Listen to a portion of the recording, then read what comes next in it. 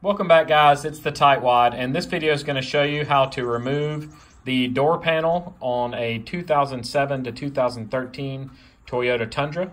If you have any questions, make sure you post them in the comment section below and I will answer them as quickly as possible. There's a little plastic cover that you remove from here, and then there's a little padding in here that you remove. I need a Phillips head screwdriver to remove the screw inside here.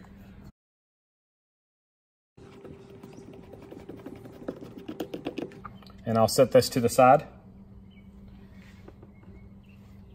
And then I need to remove a Phillips head screw right here as well.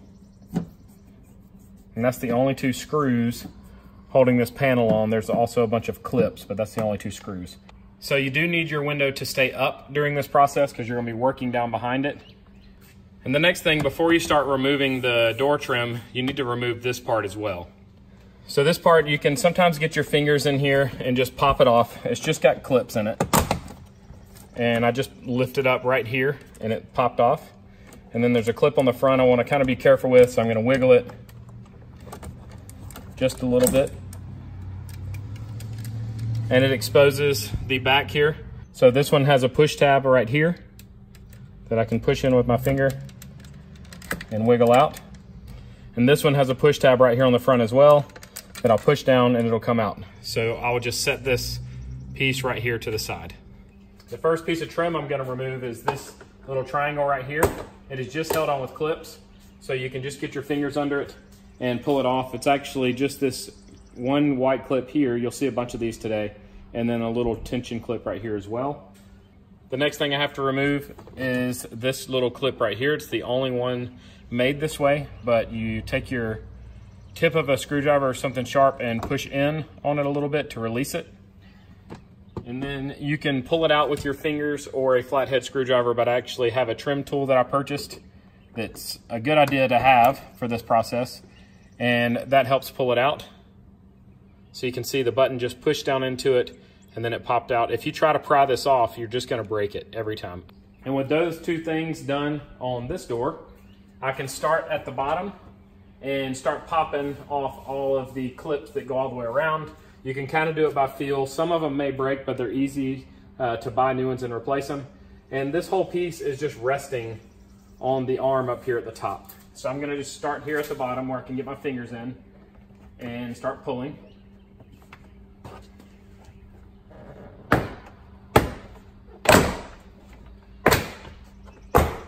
You can kind of hear things popping free.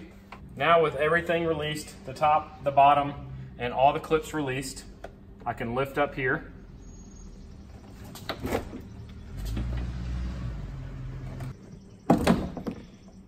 So with this off there, you got to support it because there's a few things you have to unhook in the backside here.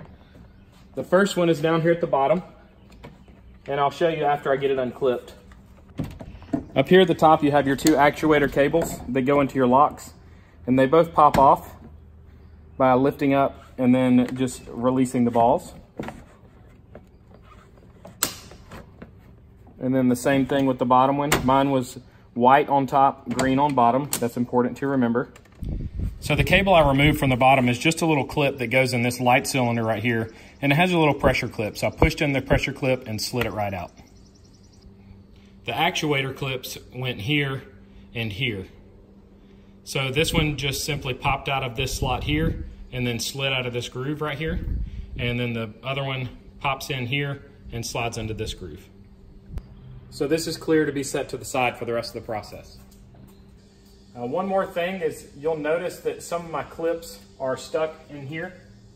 So I'm going to take my trim tool and pop these clips out because these are actually supposed to be in the door panel instead of in the door itself.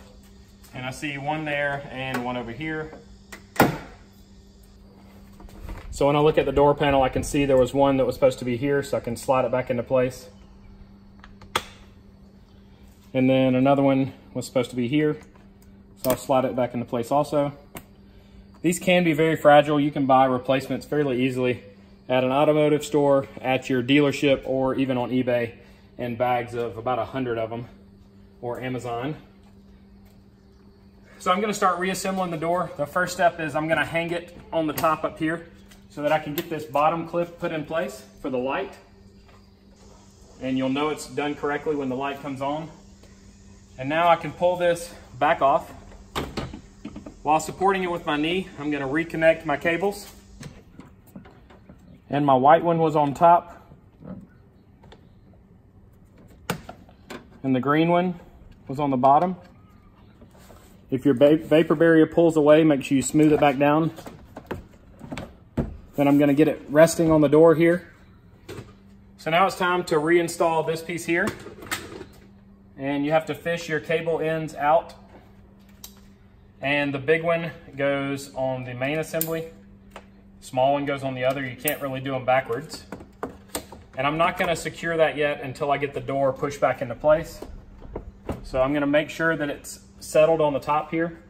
And then I should just be able to push all the clips back into place with a little shove.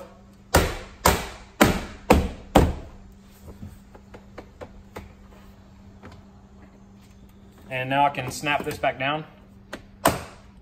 Before I go any farther and put any screws in, I'm gonna test my lock and unlock functions. And you can see that everything is functioning properly.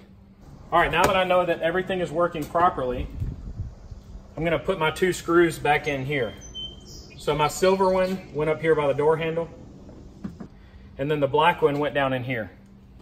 Put my little piece of padding back down in here. I need to reinstall this plate here. It just snaps into place. I can go ahead and install this one, making sure the yellow lines up with the tab right here. And it should clip into place.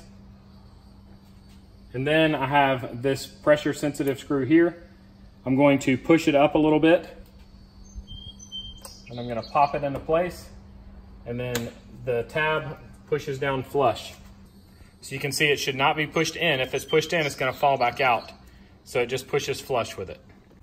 I hope you found this video helpful. If you did, give me a thumbs up and subscribe to my channel. I have several other videos for this truck posted.